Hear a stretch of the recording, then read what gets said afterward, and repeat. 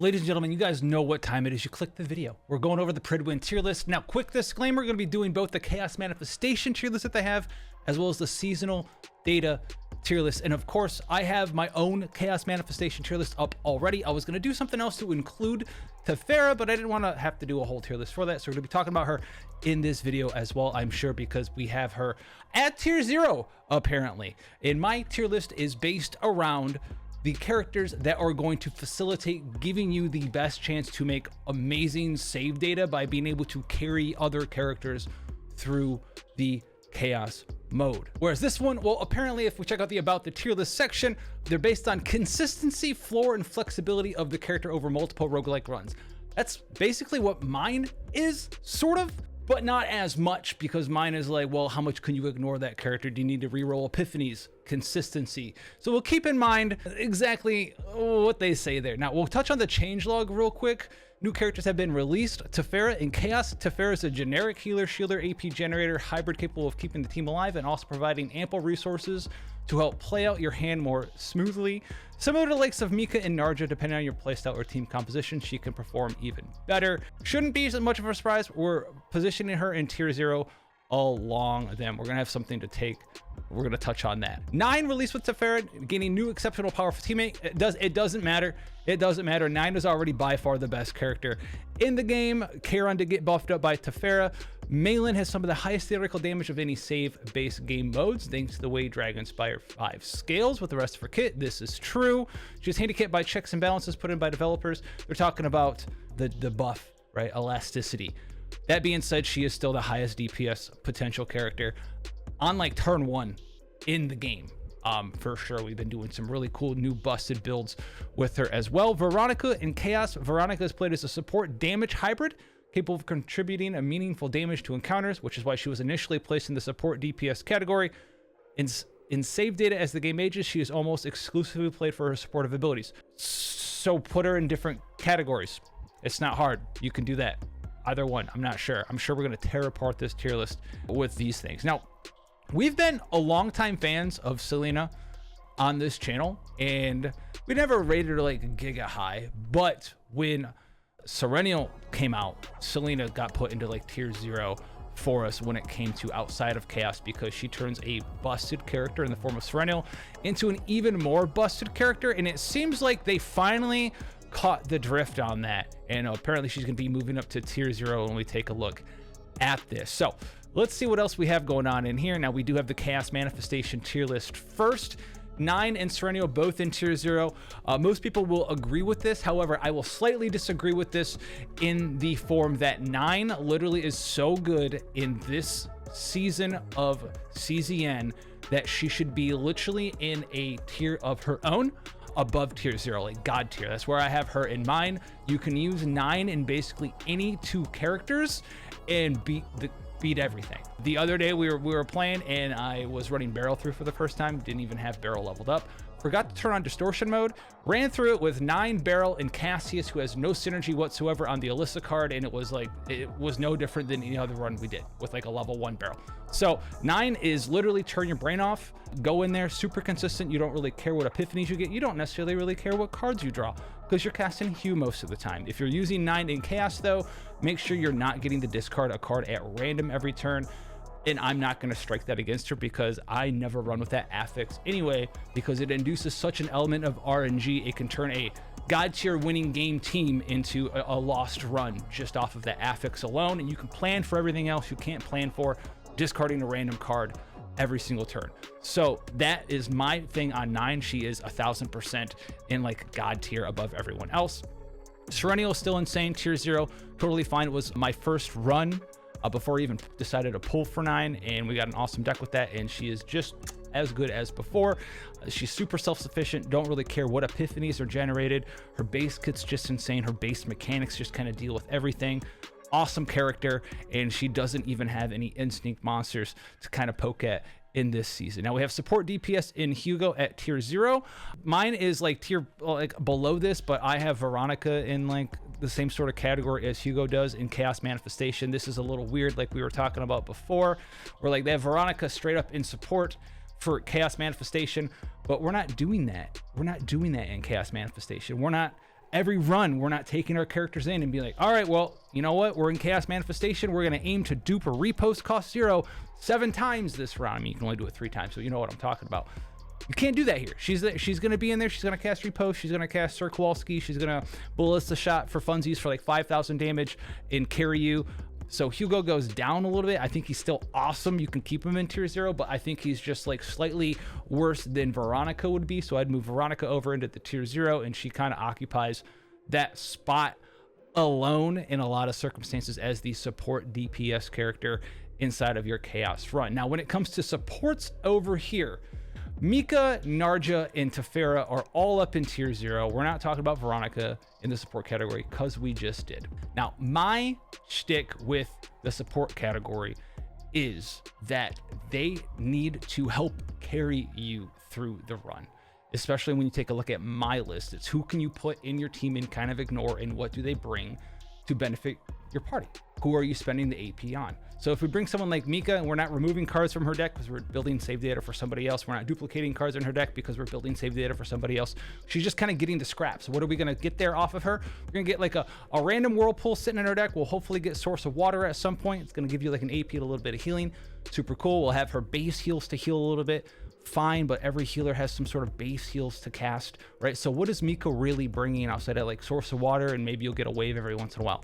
Not a lot. I think a lot of players actually would be better off using another healer than Mika. I think Mika literally is a crutch that everyone leaned on for a while, but as you're able to get more memory fragments and stuff and you get access to other healers, Mika's she's just not as good as you guys think that she really is when it comes to carrying your run, especially in something like season 2 of CZN, where we're not removing a bunch of cards from all of our characters. We're focusing on building one character at a time in a run to make use of all of the new resources for re-rolling epiphanies and picking characters we're duplicating cards from.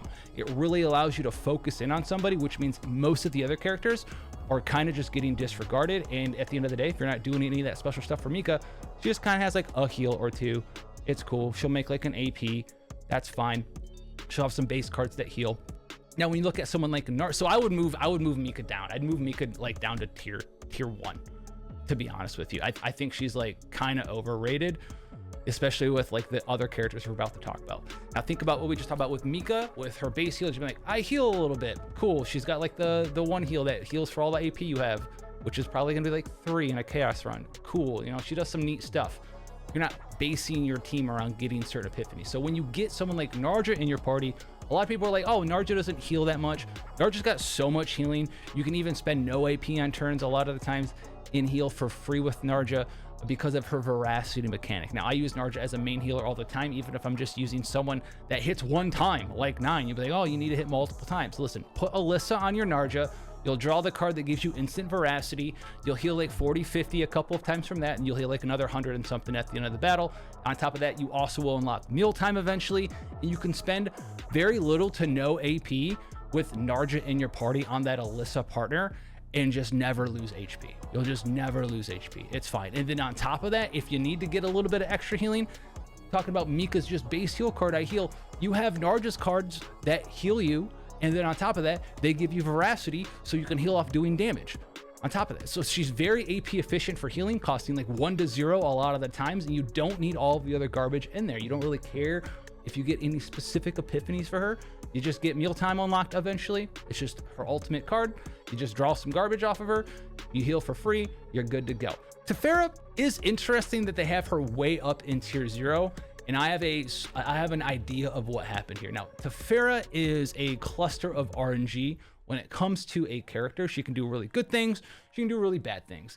In something like Chaos Manifestation, when you're not focusing on making sure you get certain epiphanies and all this other stuff, she's got some really good epiphanies that can hard carry you through your chaos run. And I find it very, very odd that they have about the tier list. Consistency and flexibility is right up here. She is not consistent, and she works well with single target hitting characters. So not consistent, not that flexible. She does do some cool stuff if you get the right one. She can make some AP, she can shield you a little bit, she can heal you a little bit.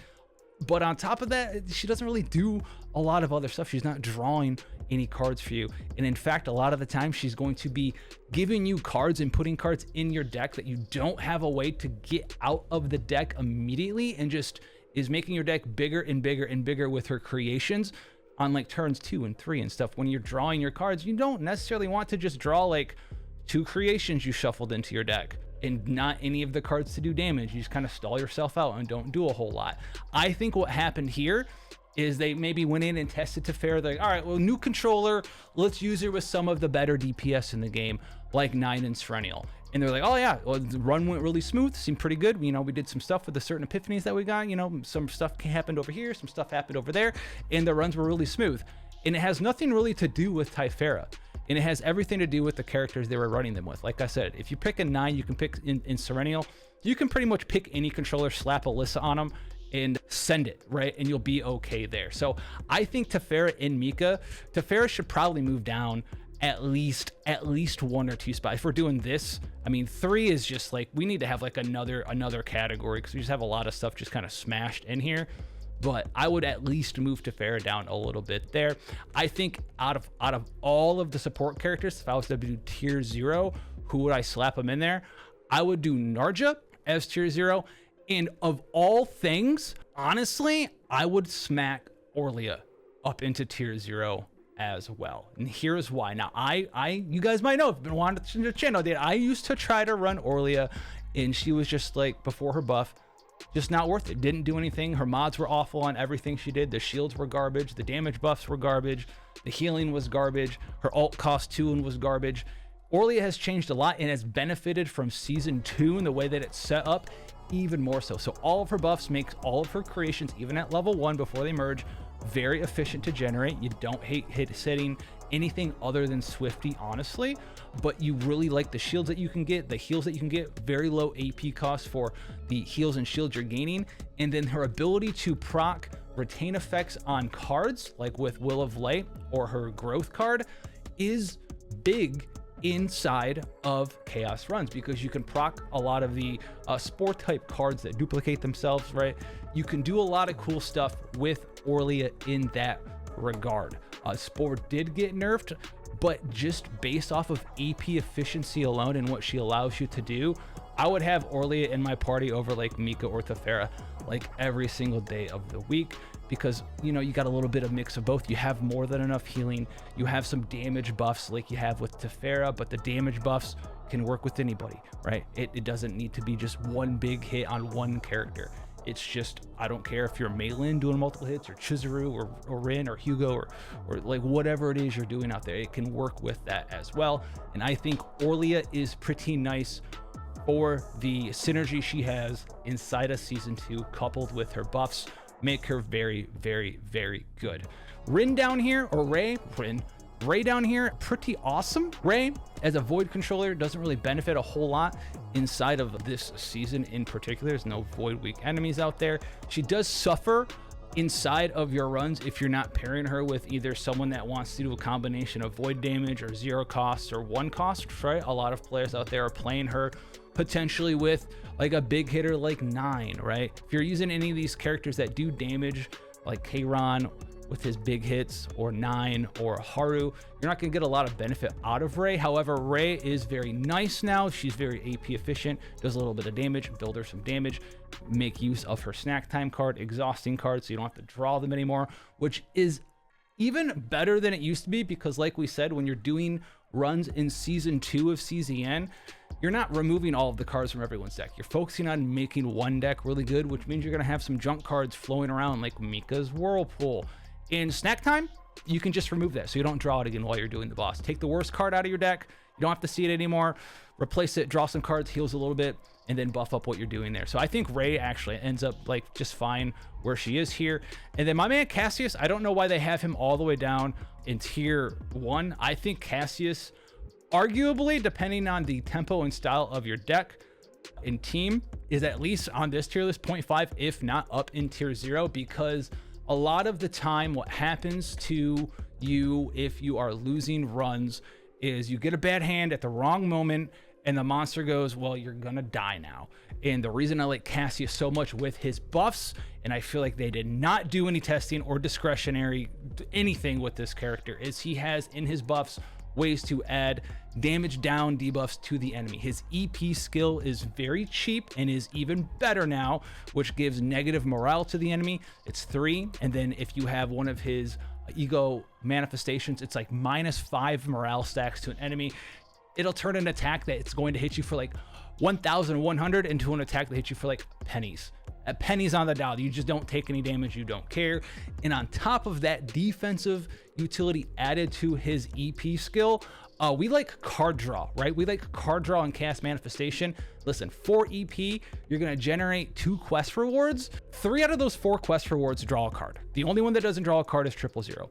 All the other quest rewards are gonna do stuff like give you morale and fortitude and draw a card, reduce stress and draw a card, do damage and heal and draw a card. So for 4 AP, dude, -3 to -5 morale in a bad situation, draw some cards, which will also heal you if you have his E2 as well, is insane. It's crazy good. I run him in some of the most anti-synergistic teams as my only controller sometimes. Like Cassius with 9 is just like, what are you doing, dude? A lot of the times, unless you're trying to get like Flash Hue 9 online or whatever, which we're not banking on, right? A lot of the times I don't even cast his quest card, but he's there for the EP skill and he's there for Dice Trick, giving debuff to the enemy, and he's got Joker, which is go find the best card in your deck. Hey, we're playing a game mode that's got a lot of RNG in it, and we want consistency in our runs. How about pay one AP, go find the best card in your deck, and then if you're E1, go find the best card in your deck or in your graveyard. Use it again. Cool, for 1 cost. Yeah, this man deserves to be tier 0. We are, dude, whatever you guys are on, we need some over here for sure. And then we don't have Nia here. Nia apparently is so bad that she got shoved all the way down here.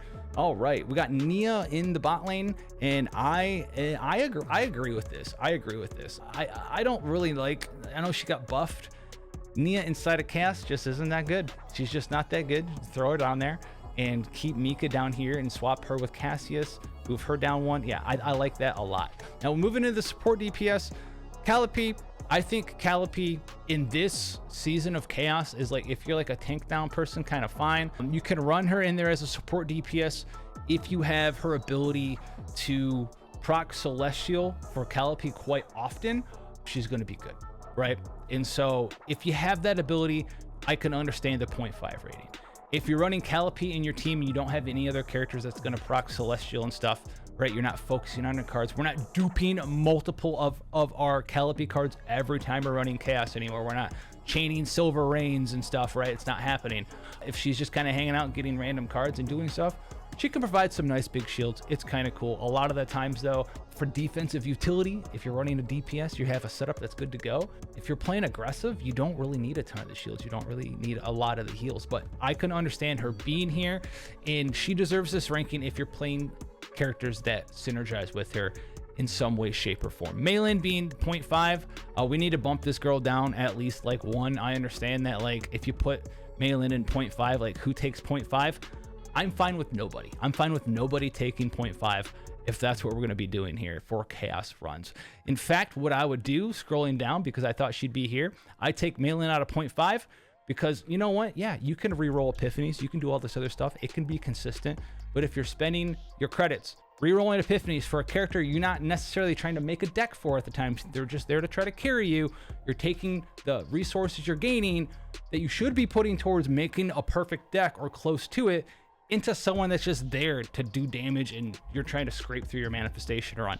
So I would knock Maylin down at least 1 point into the 1. She still is fine, but she doesn't get that gig super awesome. She's not like a half a tier away from Serenial and 9 because these characters don't care what they get for the most part. Maylin needs a couple of synergistic things. Same thing for like Haru and Rin. I mean, Haru, I would knock her down 1 as well. Rin, I don't know why Rin is in 1 here inside of Chaos.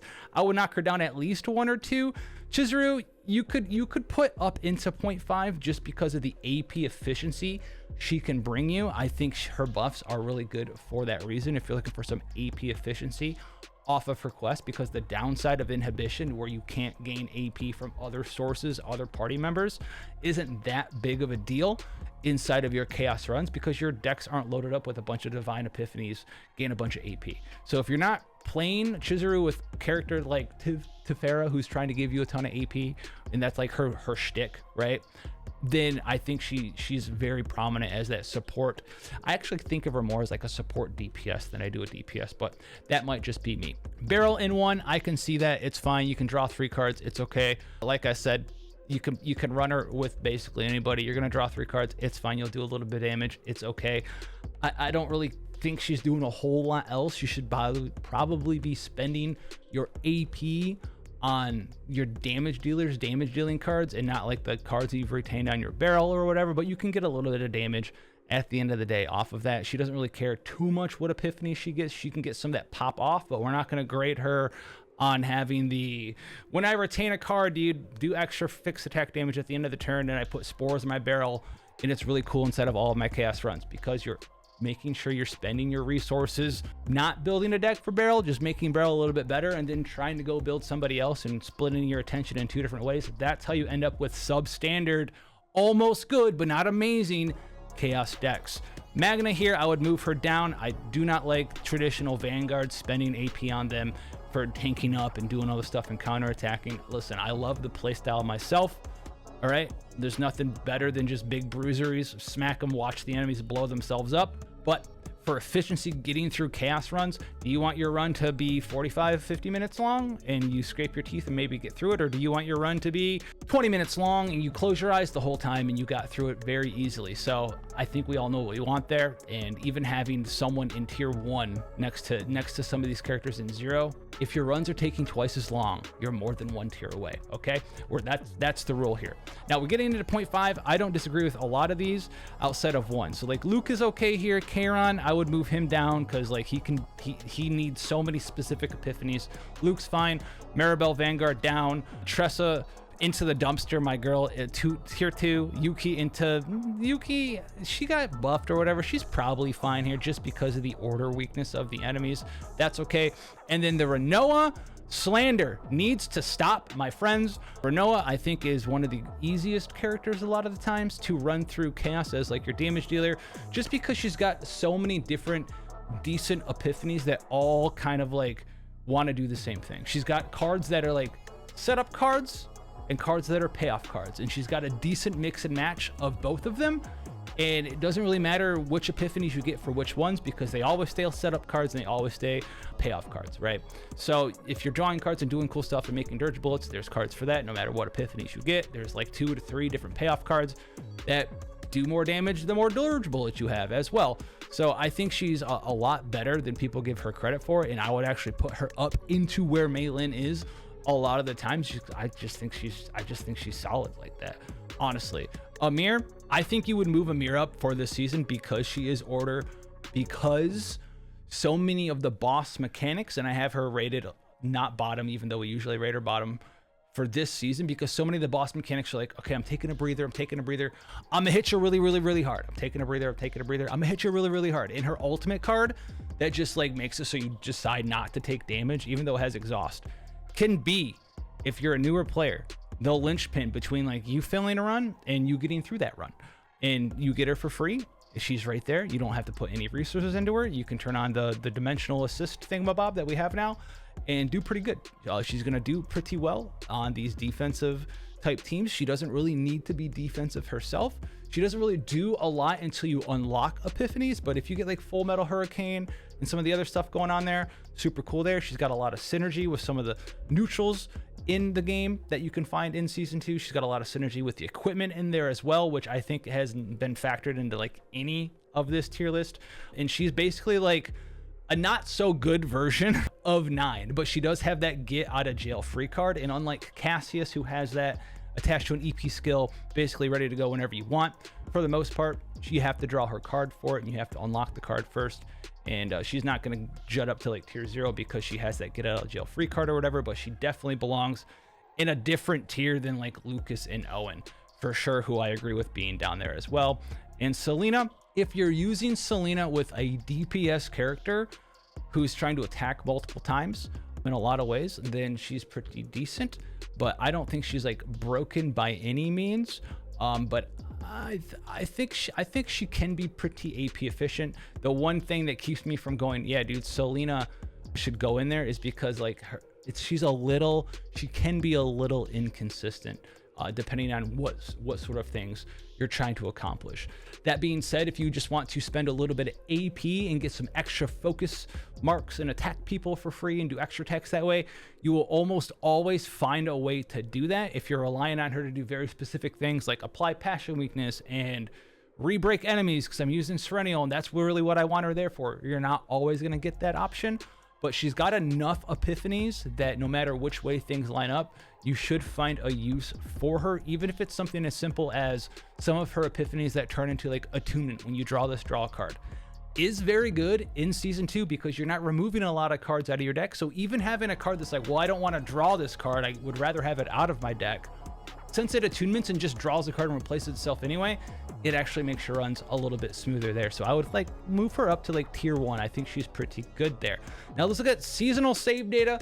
Let's get in here. Boys and girls, tier 0, 9, as well as Serennial. I 1000% agree with here. Two of the most broken characters in the game. I mean, obviously 9 is benefiting pretty heavily from the fact that this is her season, and unlike Yuki, who didn't really get a lot of the season built around her outside of like a couple of nods and cards, 9 is set up to like attack basically everything we've seen this season, whether it's the chaos itself, whether it's stuff outside of the chaos, whether it's the leaderboard or some of the different dimension bosses. She's there. She's insane. Serennial is so good, even though she's time limited and the season isn't based around here. And a lot of the time, the stuff we're doing this season outside of chaos still and in chaos is actually based around countering Serennial.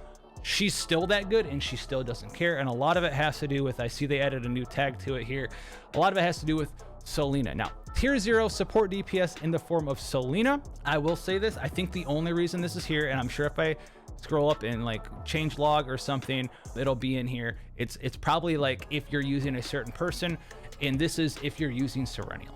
Selena and Serennial are absolutely insane. You can build some super cracked Selena decks now where you have the ability to make sure that you have all the right epiphanies for your seasonal save data, where you're doing a bunch of follow-up attacks. You can re-break the enemy's tenacity gauge, which is direct synergy with Serennial, which is then allowing you to do more damage with your lasers and more follow-up attacks and drawing cards, right, with the divine epiphanies. And we're doing a bunch of cool stuff, and it's just absolutely broken. And yes, she deserves tier 0 there. When it comes to, I'm gonna look down right here real quick, support DPS, since we're on this category, I'm probably known for being what would be called like one of the biggest like, you know, downers or like ego crushers when it came to like Beryl back in the day, because a lot of people were like, oh dude, she can draw 3 cards and it's super cool and she belongs in the same tier as Veronica, blah blah blah.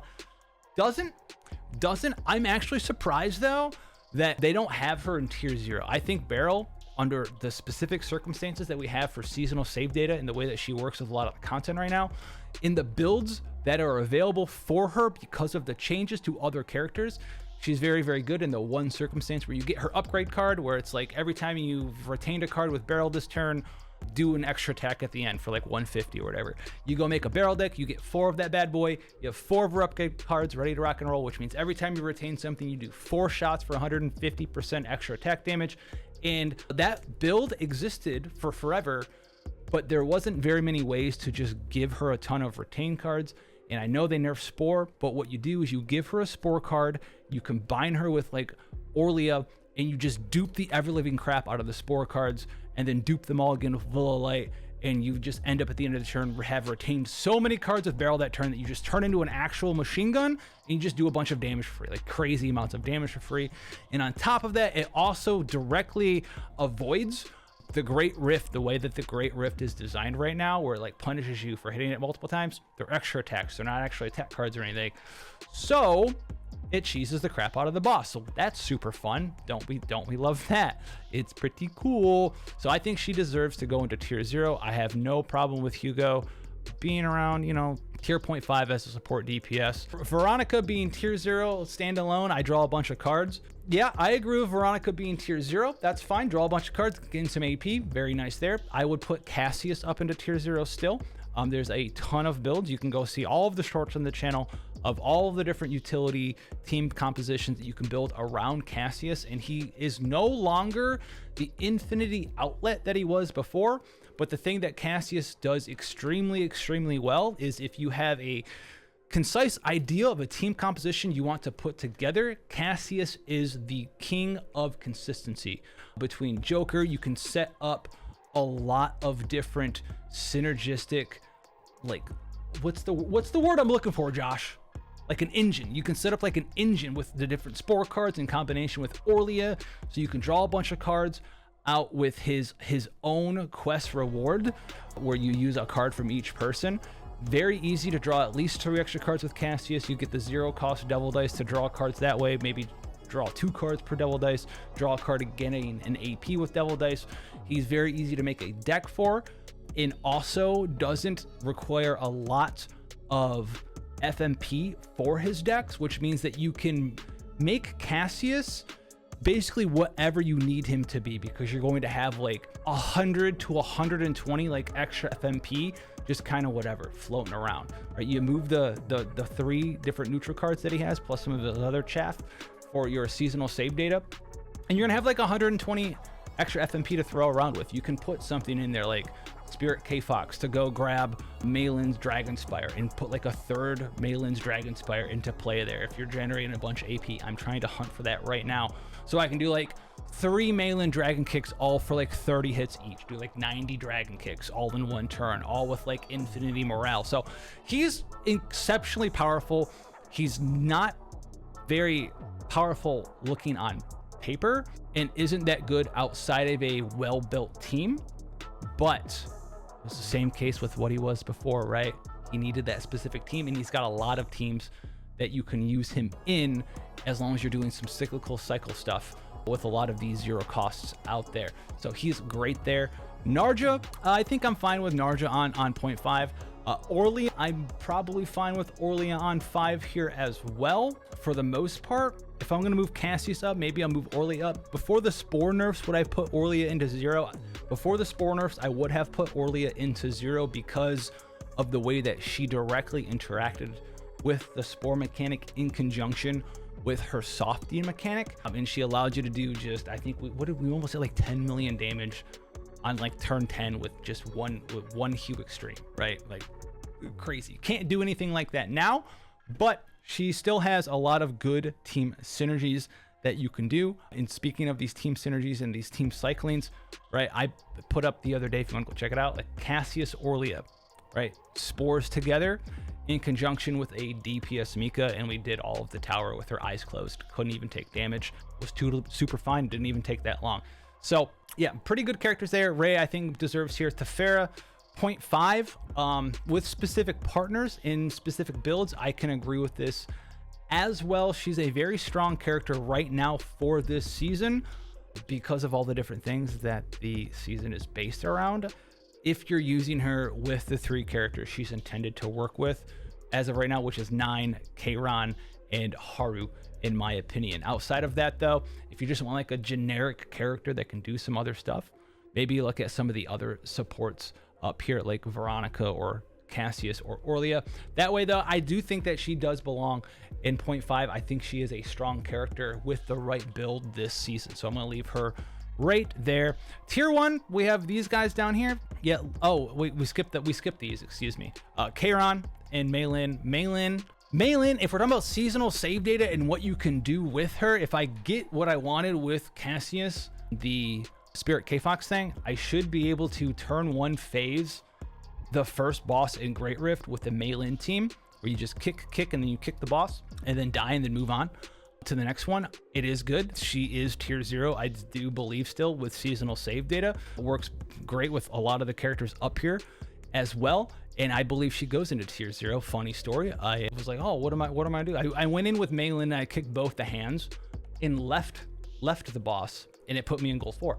So I didn't even like kick the boss to the face, because I only could do 2 dragon kicks. I wanted to see if I could kick 2 times, and it was like, hey, you're done for the week, and you got all your points, and you're gold 4. Sick. And so whatever. Yeah, she's strong.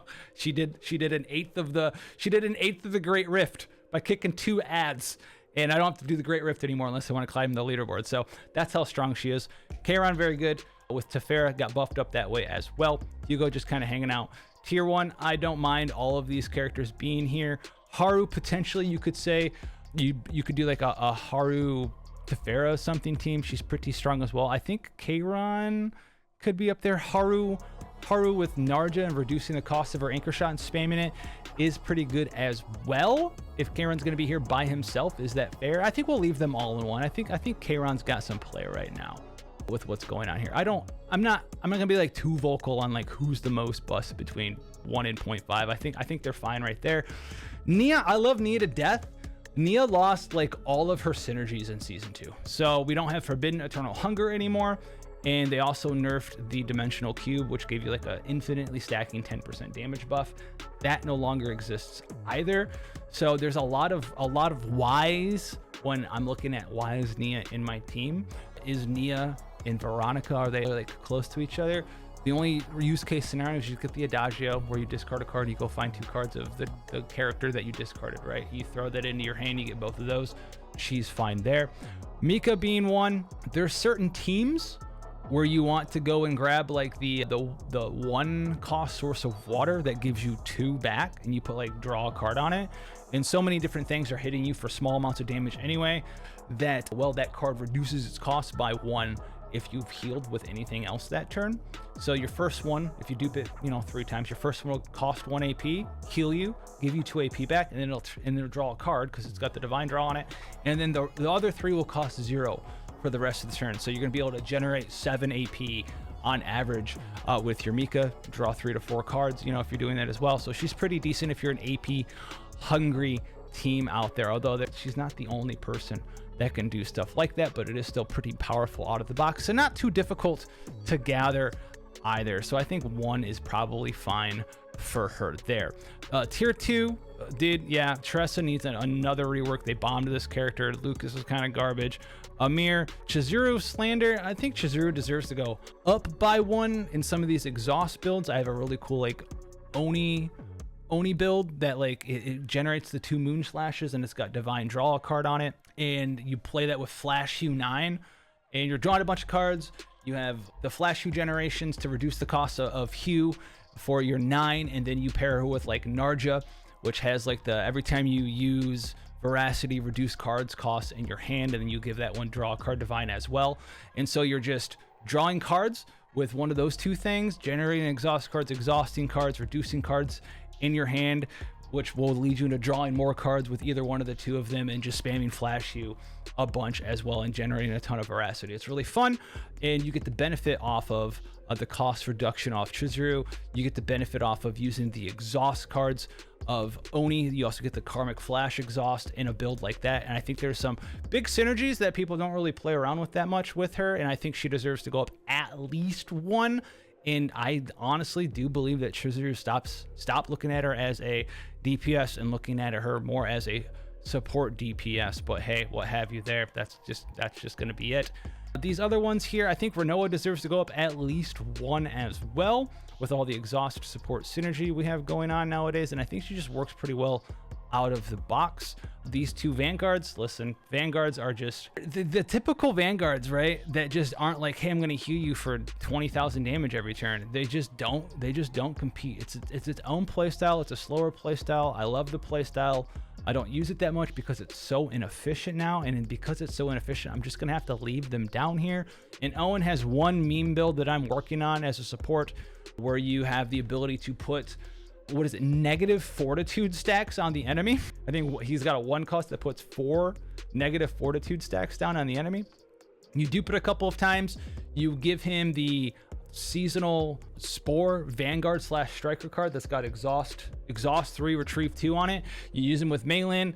You put a bunch of those on there, and you cast 1, 2, 3, 4, 5, 6, 7, 8, 9, 10, 11, 12, 13, 14. You cast like 15 or so, 12 to 15 passion cards, and give the enemy like -12 fortitude for the turn, and just kick the ever-living out of anything you want.